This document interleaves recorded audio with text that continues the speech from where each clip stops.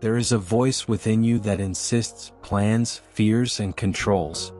And there is another that only whispers, accepts, flows, and trusts.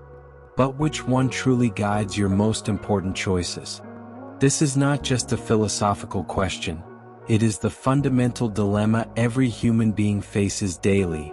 The silent conflict between what the ego wants to dominate and what the soul simply knows. The ego is not a villain. It is a protective mechanism we learn to use, an alert system that, when functioning properly, keeps us safe. However, when it takes complete control of our lives, it begins to confuse fear with prudence, control with security, accumulation with happiness. Learning to distinguish between these two inner voices represents much more than an exercise in self-awareness. It is a journey of spiritual liberation that completely redefines our place in the world and how we experience reality. To navigate this journey wisely, we must first understand the anatomy of the ego, this inner guardian that often becomes a jailer. The ego emerges from our earliest experiences of rejection, abandonment, or inadequacy. It builds an identity based on what we believe we need to be loved, accepted, and valued. Its characteristics are revealing. Control: if I don't manage every detail, everything will fall apart. Comparison: why is she more successful than me? Neediness: without this relationship/job/recognition, I am incomplete. And constant defense: I must protect myself because the world is dangerous. Visualize the ego as a suit of armor you wore in childhood to protect yourself from emotional storms, useful at the time but now heavy, limiting, and unnecessary for the person you have become. Neuroscience helps us understand that the ego is deeply connected to the amygdala, our threat processing center. It operates through fear of pain, not through yearning for wholeness.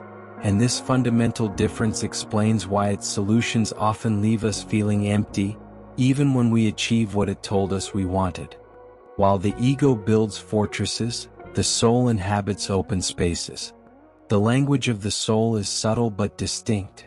It does not debate, justify, or rush. It arises in the intervals between our thoughts, in moments of intentional pause, in that sudden clarity that comes when we stop seeking answers. Its qualities are reassuringly consistent. Deep peace, a serene certainty that all is well even when it is not perfect. Unconditional love, the ability to see purpose and beauty even in the most challenging experiences. And natural flow, the understanding that forcing situations often distorts them, while allowing them to unfold brings organic alignment. If the ego is the storm of worries and overanalysis, the soul is the clear sky that has always existed behind the clouds, constant, expansive, and profoundly tranquil. Modern science corroborates this ancient wisdom. Studies on heart coherence demonstrate that the heart's electromagnetic field is significantly more powerful and organized than the brain's, and that decisions made from a state of heart connection tend to be wiser, more creative, and aligned with our overall well-being. The most subtle challenge on this journey of discernment occurs when the ego learns to disguise itself as the soul, what we call spiritualized ego.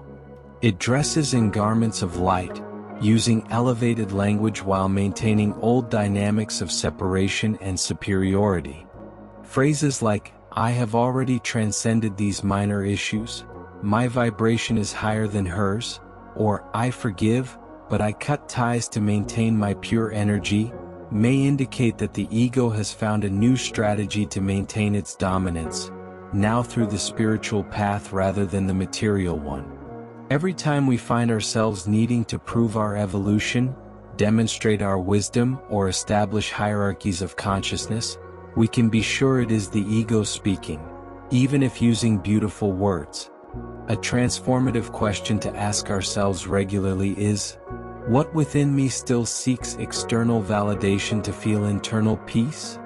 This simple inquiry reveals where we are still operating from the ego, even when we think we are operating from the soul. The practice of 33 seconds of silence offers a concrete path to cultivate this discernment. Sit comfortably and bring to mind a situation requiring an important decision. Take 3 deep breaths, then remain in complete mental silence for 33 seconds. Do not try to solve, analyze, or reason, just observe. The first impulse that arises after this period of quiet will likely come from the ego. It may be a fear-based thought, a need for control, or an elaborate justification. What emerges afterward, like a gentler second wave, usually carries the quality of the soul. Perhaps a symbolic image, a bodily sensation of relief, or a simple understanding that brings immediate peace. This practice works because the ego depends on constant mental noise. When we create space for silence, it loses its primary fuel. Silence is the natural habitat of the soul, and when we become sufficiently quiet internally, we can finally hear its clear and wise voice. True mastery lies not in eliminating the ego, but in educating it to serve the soul. When the ego feels understood in its protective functions and acknowledged in its original intentions, even if distorted, it gradually relaxes its constant grip and becomes a valuable ally. We can observe this transition in practical situations. The ego initially says, "I need to be successful to prove my worth," while the soul whispers, "My worth is inherent. Success is a natural expression of my purpose."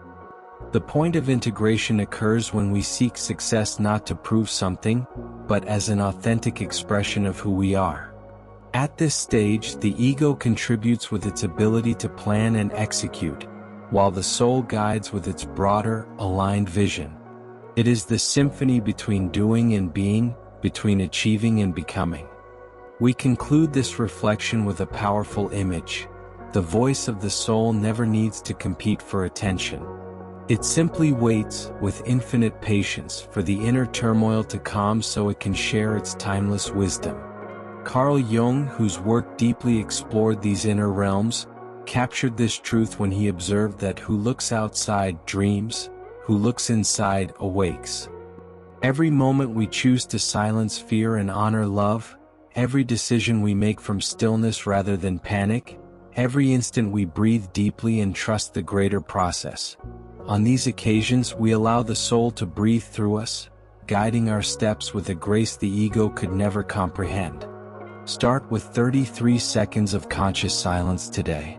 Practice daily. Observe how your perceptions refine, your choices become more aligned, and life begins to respond with a synchronicity that reveals you are no longer navigating alone. You are being guided by the voice that always knew the way back home.